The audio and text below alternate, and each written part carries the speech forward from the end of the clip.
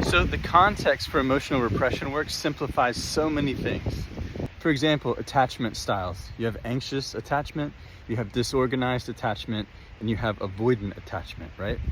All three of these are just unconscious safety strategies, or ways that our system tries to keep us from having to acknowledge, feel, or express the buried and repressed emotions that are in our bodies.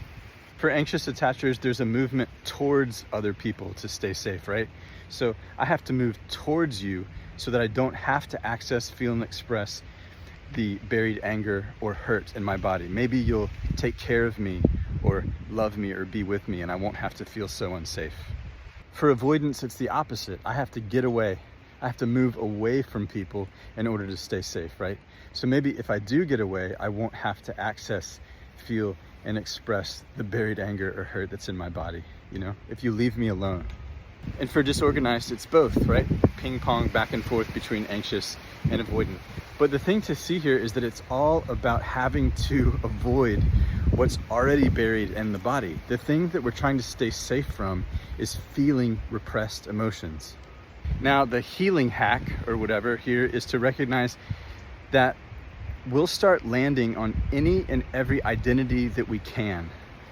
So for instance, I'm anxiously attached, or I'm avoidant, or I'm depressed, or I have CPTSD. We'll land there in order to not have to know or process the repression and the buried emotions that are in the body. We say this a lot in KI, but it really is safer to suffer and believe things about ourselves than it is to come out of emotional repression. Or so our programming would have us believe, right? Because think about it, to make the unconscious conscious and to come out of emotional repression is actually the pathway to true safety and authenticity. But since we're so used to believing the identities and the diagnoses and suffering, the prospect of freedom from that, it feels like a threat to our whole system. I mean, this is why people are treatment resistant, right? Or why they sabotage themselves, or why they land on identities like I'm fucked up, or I'm avoidant, or I'm manic, or I'm an alcoholic, right? These things are all manifestations of emotional repression, right? And you can actually use them in order to access what's buried in the body and get free progressively of your suffering, if you want to.